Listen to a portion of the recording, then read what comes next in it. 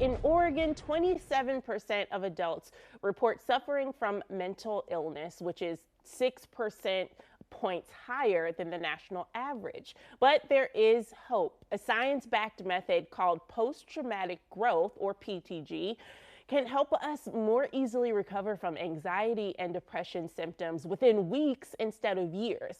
And here to tell us all about it is the founder of Boulder Crest Foundation, a nonprofit that is the home of post-traumatic growth, where they teach first responders and military members and their families how to recover. It's Ken Falk. Ken, thank you so much for being here. Hey, Ashley, good morning. Thanks Yes. for having No problem. So, what is post traumatic growth? Can you break that down for us?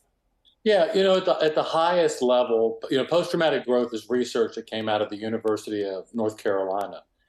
And at the highest level, it's this whole idea that during times of struggle, if we take the time to learn from that, we can actually grow from that and grow in strength, grow in wisdom and other areas that improving our relationships and our care. But it's really all about understanding why this trauma happens to us rather than becoming a victim and blaming the trauma for a bad life.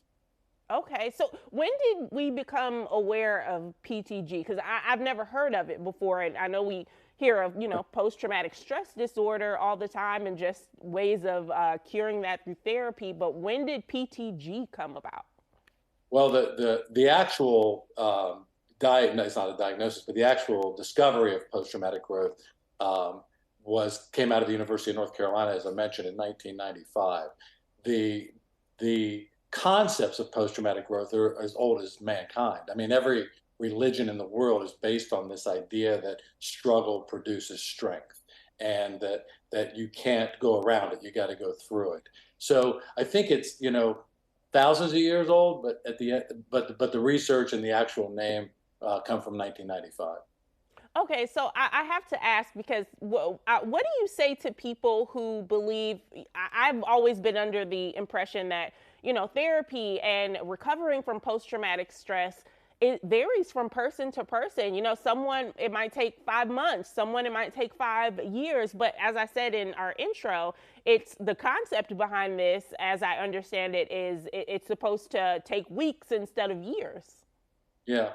Well, I don't think that's probably the way I would characterize it. So and every treatment is different and every human is different. And that's why therapy and drug and alcohol rehabilitation, that's why everybody heals differently.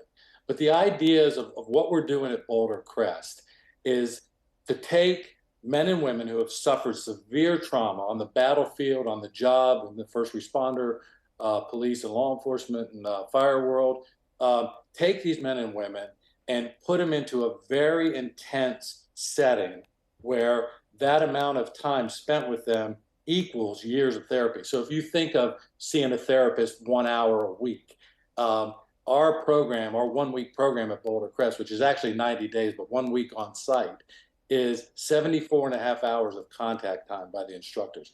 That's 74 weeks, a year, almost a year and a half of time in traditional therapy.